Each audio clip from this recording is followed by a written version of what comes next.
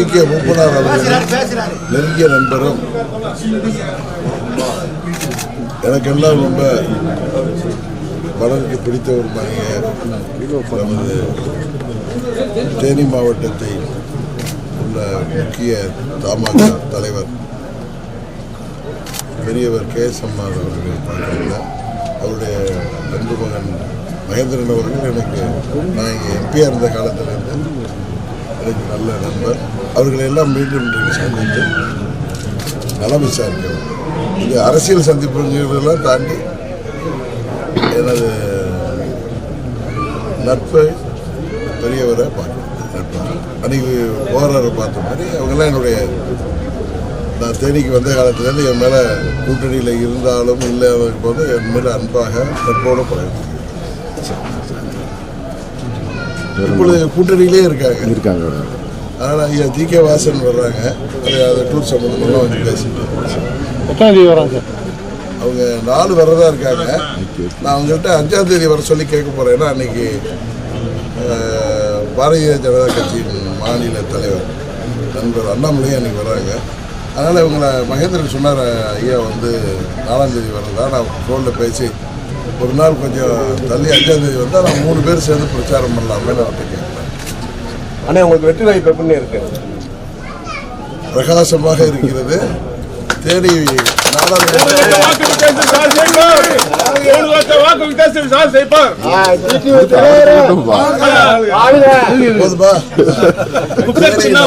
தேனி நாடாளுமன்ற தொகுதியின் மக்கள் அவர்களுக்கு நான் நாடாளுமன்ற உறுப்பினராக இருந்த பொழுது அவர்களுக்காக பணியாற்றியதை ஒவ்வொரு கிராமத்திலும் ஒவ்வொரு ஊரிலும் நினைவில் வைத்துக் கொண்டு அவர்கள் வீட்டில் ஒருவனாக குடும்பத்தில் ஒருவனாக என்னை ஏற்றுக்கொண்டு வரவேற்பதை நீங்களே ஊடகத்துறையை சேர்ந்தவர்களே தெரியும். நான் இந்த தேனி மாவட்ட மக்களின் வேட்பாளர். என்னை வெற்றி பெற செய்வது அவர்களுடைய பொறுப்பு. அதை அவர்கள் நிறைவாக செய்வார்கள். சார் 14 வருஷம் வனவாசம் போனவர் அப்படியே போக வேண்டிய சில கேள்வி வந்துட்டாரு. நம்மளால ஒன்றும் பூந்து இந்த மாவட்டத்தில் ஒன்றும் பண்ண முடியலையே அப்படின்னு வருத்தத்தில்.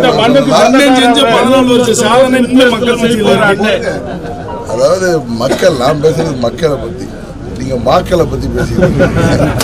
மக்கள் தேனி மாவட்டத்தை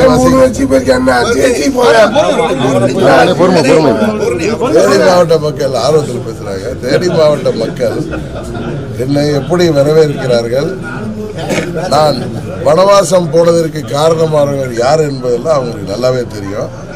மீண்டும் ஒரு நல்லது ஒரு சந்தர்ப்பத்தில் அவர்களுக்கு வேட்பாளராக வந்திருக்கேன். அதனால் அவர்களுடைய ஆதரவு எனக்கு உண்டு. ஏன்னா வாக்காளர்கள் என்னை ஏற்றுக்கொண்டிருக்கிறார்கள். நான் மாபெரும் குக்கர் சின்னம் மாபெரும் வெற்றி பெறும். ஆர்கே நகரில் பெற்ற வெற்றி மாதிரி பெறும். அந்த வாக்கு வித்தியாசத்தை மக்கள் முடிவு செய்வார்கள். அதாவது உங்களுக்கு தெரியும், நான் பாராளுமன்ற உறுப்பினராக 99 இருந்தப்ப அம்மா அவர்கள் முதல்வராக இருந்தப்ப இந்த தொகுதிக்கு அப்பொழுது பெரியகுளம் நாடாளுமன்ற தொகுதிக்கு என்னெல்லாம் தேவையோ அதெல்லாம் மக்களிடம் கேட்டு பெற்று அநேகவற்றை நிறைவேற்றியவன் நான் உங்களுக்கு தெரியும். அதுபோல் நமது போடி பகுதி மக்களின் கோரிக்கைகள் எல்லாம் நான் கேட்டுட்டு இருக்கேன். ஒவ்வொரு தொகுதியிலையும் பொறுப்பேன். அவற்றை எல்லாம் உறுதியாக நான் நிறைவேற்றி தருவேன் என்ற வாக்குறுதி அவர்களுக்கு கொடுத்து வருகிறேன். நீங்கள் சொன்ன மாதிரி மாம்பழக்கூழ் தொழிற்சாலை வேண்டும் என்ற கோரிக்கை உறுதியாக நான் நிறைவேற்றி தருவேன். அது மாத்திரமல்ல, இங்கே விவசாயத்திற்கு பல்வேறு திட்டங்கள் மூலம் விவசாயத்திற்கு அவர்களுக்கு நீர்ப்பாசனத்திற்கு தண்ணீர் வேண்டும் என்ற கோரிக்கையும் தலையாய கோரிக்கையாக இருக்குது. அதுபோல் இளைஞர்களுக்கு வேலைவாய்ப்பை கொடுப்பதற்கு பல தொழிற்சாலைகளை கொண்டு வர வேண்டிய கட்டாயம் இருக்குது. முன்ன நம்மளுக்கு இந்த பகுதி மக்களுக்கு ஏதோ திடீர் உடல்நலக்குறைவு, பாம்பு கடி, ஏதோ ஹார்ட் அட்டாக் இதெல்லாம் வந்தால் மதுரைக்கு தூக்கி போகிற மாதிரி இருந்தது. அம்மா அவர்கிட்ட சொல்லி இப்போ நம்ம ஆண்டிப்பட்டியில் மருத்துவக் கல்லூரி மருத்துவமனை வந்துருக்கிறதுனால நேற்று நான் கதிர் நரசிங்கம் போகிறப்ப அவர் சொன்னார், என் மனைவி அந்த மருத்துவமனைக்கு அழைச்சிட்டு போனதுனால தான் பாம்பு கடியிலேருந்து தப்பிச்சு இன்னைக்கு உயிரோடு இருக்காங்க, நல்ல மருத்துவம் பண்ணுறாங்க. அங்கும் சில காயங்களுக்கு சிகிச்சை பெற வேண்டிய வழிகளெல்லாம் கேட்டிருக்காங்க.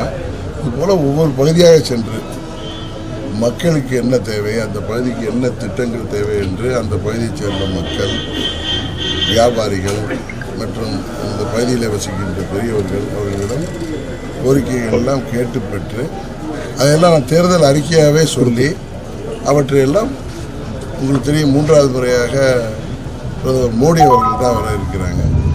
அவருடைய கூட்டணி கட்சியை சேர்ந்த வேட்பாளர் வெற்றி பெற்றவுடன் உரிமையாக அவரிடம் கேட்டு, எப்படி அம்மாட்ட உரிமையாக கேட்டு பெற்றவங்க முதலமைச்சர் அம்மாட்ட, அதுமாதிரி அம்மா அவர்கள் நம்மோடு இன்று இல்லை என்றாலும் மோடி அவர்கள் அம்மாவின் இடத்தில் எங்களுக்கு இருக்காங்க. அவர்களிடம் நம்ம சொந்தமாக போய் எதுவும் கேட்க போகிறதில்லை. நம்ம தொகுதி மக்களின் பிரச்சனைகளை, தேவைகளை கேட்குறப்போ உறுதியாக அவர் செய்து தரக்கூடியவர், அவர் மூலம் நிறைவேற்றி தருவார்.